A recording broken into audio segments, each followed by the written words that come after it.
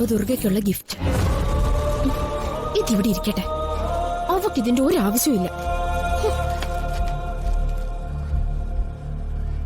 എന്റെ കയ്യിന്നോ ഈ വീട്ടിന്നോ നിനക്ക് എന്തെങ്കിലും ഒരു പ്രയോജനം ഉണ്ടാവുമെന്ന് ഒരിക്കലും പ്രതീക്ഷിക്കേണ്ട ദുർഗെ. ഞാൻ ഒരിക്കലും അതിന് സമ്മതിക്കില്ല.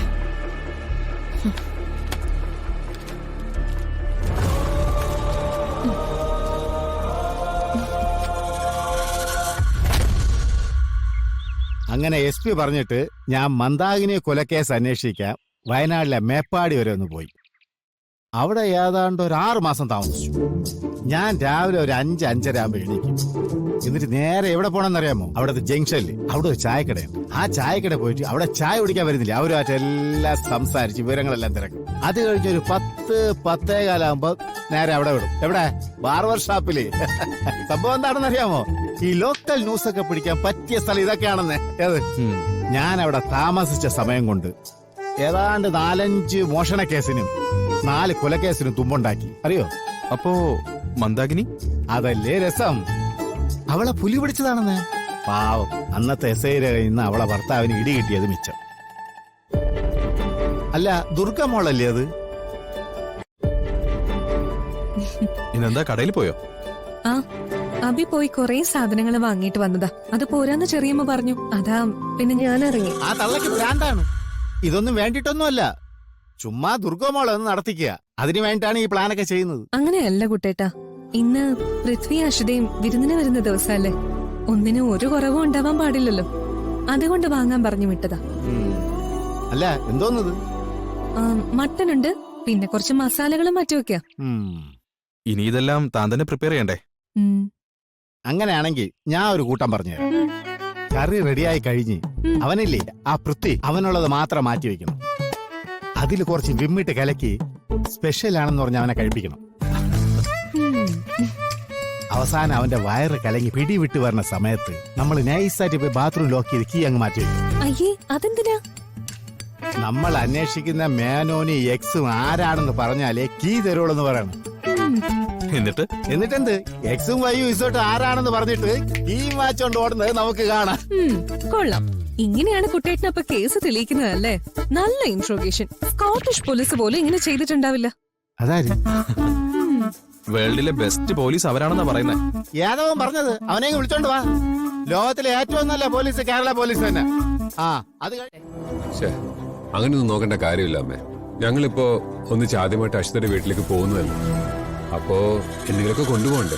അങ്ങനെ ഒരു ചിന്ത എല്ലാവർക്കും വേണം. അല്ലാതെ ഇങ്ങോട്ട് വന്നപ്പോ ആർക്കും വേണ്ടാത്ത അച്ചപ്പവും കൊഴലപ്പവും കൊണ്ടുവന്നിട്ട് ഒരു കാര്യമില്ല. ചേച്ചിയുടെ സങ്കടം കൊണ്ട് പറയുന്നതാ. നിങ്ങളിപ്പോ ചെല്ലുമ്പോ ഗിഫ്റ്റ് കൊണ്ട് ചെല്ലുമെന്ന് അവര് പ്രതീക്ഷിക്കില്ലേ? അതുപോലെ അവിടുന്ന് ഇങ്ങോട്ട് വന്നപ്പോഴും എന്തെങ്കിലുമൊക്കെ കൊണ്ടുവരുമെന്ന് ചേച്ചി ആഗ്രഹിച്ചിട്ടുണ്ടാവും. ഇവിടുന്ന് ഇപ്പൊ ഗിഫ്റ്റ് കൊണ്ടുപോകണമെന്ന് ആരും പറഞ്ഞിട്ടൊന്നുമില്ല. പിന്നെ പൂർണിമ ചേച്ചി വാങ്ങിച്ചോണ്ട് വന്നത് കൊണ്ടുപോകുന്നേ ഉള്ളൂ. അവൾക്ക് എവിടെ എന്ത് ചെയ്താൽ ആളാവണമെന്ന് അറിയാം. അതിനുവേണ്ടി ചെയ്യുന്നത് ഇതൊക്കെ. അല്ലാതെ എല്ലാവരെയും സന്തോഷിപ്പിക്കാൻ ഉദ്ദേശം ഉണ്ടായിരുന്നെങ്കിൽ അവിടെ നിന്ന് ഇങ്ങോട്ട് വന്നപ്പോഴും പൂർണിമ ഗിഫ്റ്റ് വാങ്ങി അവിടെ കൊടുത്തിട്ട് അവിടുന്ന് കൊണ്ടുവരുന്ന പോലെ ഏൽപ്പിക്കാറുന്നല്ലോ. കല്യാണം നടത്തിയതവൻ ആ രീതിയിലല്ലേ? അമ്മയ്ക്കിപ്പോ എന്താ പ്രശ്നം? എനിക്കിപ്പോ ഒരു പ്രശ്നമില്ല. നിങ്ങൾ പോയിട്ട് വാ. ഈ ഗിഫ്റ്റ് എല്ലാം കൊണ്ടുവന്നതിന്റെ കൂടെ അവിടുന്ന് കൊണ്ടുവന്ന സമ്മാനങ്ങളും കൂടി തിരിച്ചു കൊണ്ടുവയ്ക്കും. ഇവിടെ ഇരുന്നാലും അതൊന്നും ആരും കഴിച്ചു തീർക്കാൻ പോകുന്നില്ല. അവിടെ കൊണ്ടുപോയാ അത് കളയേണ്ടി വരില്ലല്ലോ, അതുകൊണ്ട് പറഞ്ഞതാ. അതൊന്നും വേണ്ട അമ്മ. അവിടുന്ന് കൊണ്ടുവന്നൊക്കെ ഇവിടെ ഇരുന്നോട്ടെ. നമുക്ക് ഇറങ്ങാടോ. എപ്പോ തിരിച്ചു വരും? നമ്മള് എപ്പോഴാണോ തിരിച്ചു വരുന്നത്? വൈകിട്ടാവുമായിരിക്കും. കല്യാണം കഴിഞ്ഞിട്ട് ഒരാഴ്ച പോലും ആയില്ല. അതിനു മുൻപേ കാര്യങ്ങളൊക്കെ ഭാര്യയുടെ തീരുമാനത്തിലായോ? ഇത്ര വലിയ പെൺകോന്തനായി പോയോടാ. ഭാര്യയും ഭർത്താവും അഭിപ്രായങ്ങൾ ഷെയർ ചെയ്യുന്നതില് എന്താ ഇപ്പൊ ഇത്ര തെറ്റ്? അതിലൊരു തെറ്റുമില്ല, അത് നല്ലത് തന്നെയാ. ഭർത്താവ് ഭാര്യയുടെ അഭിപ്രായങ്ങൾക്ക് ഒരു പരിഗണന തന്ന ഉടനെ അവരെ പെൺകോന്തന്മാരെന്ന് വിളിച്ച് തരം താഴ്ത്തുന്ന രീതിയൊക്കെ പഴയ ചിന്താഗതിയും കാഴ്ചപ്പാടും മനസ്സിലുള്ളവരുടെ പ്രശ്നങ്ങളാ. ചേച്ചി അതൊന്നും ഉദ്ദേശിച്ച് പറഞ്ഞതല്ല.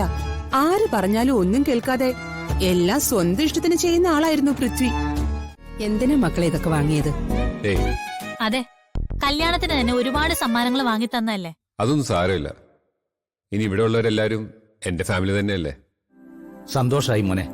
ഇങ്ങനെ ചിന്തിക്കാൻ മനസ്സുള്ള ഒരു മരുമകനെയാണ് ഞാൻ ആഗ്രഹിച്ചത്.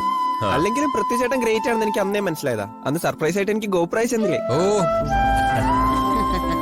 അബിക്ക് എന്ത് ആവശ്യം ഉണ്ടെങ്കിലും എന്നോട് പറഞ്ഞാൽ മതി. എന്നെ കൊണ്ട് പറ്റുന്ന പോലെ ഞാൻ ചെയ്തു തരാം. Okay, thank you. അങ്ങനെ പറഞ്ഞല്ലോ, എനിക്ക് വലിയ സന്തോഷമായി. അഷി, ദുർഗയ്ക്ക് വാങ്ങിയില്ലേ? ഇല്ല. അതെന്താ എല്ലാവർക്കും വാങ്ങിയിട്ട് ദുർഗക്ക് മാത്രം വാങ്ങാതിരുന്ന എന്തേ? ദുർഗയ്ക്ക് ഗിഫ്റ്റ് കൊടുക്കണമെന്ന് എനിക്ക് തോന്നിയില്ല. അഷിയുടെ ഇഷ്ടത്തിന് അവള് ചെയ്തു. ഇനി അതില് നമ്മൾ അഭിപ്രായം പറഞ്ഞിട്ട് എന്തിനാ? ഇനി അതും പറഞ്ഞ് ആരും പ്രശ്നം ഉണ്ടാക്കാൻ നോക്കണ്ട.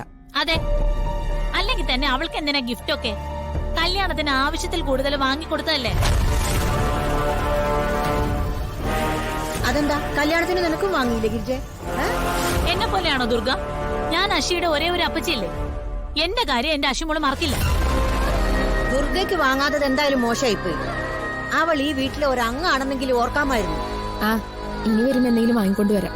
അതൊന്നും വേണ്ട മോളെ, അമ്മ വെറുതെ ഓരോന്ന് പറയുന്നതാ.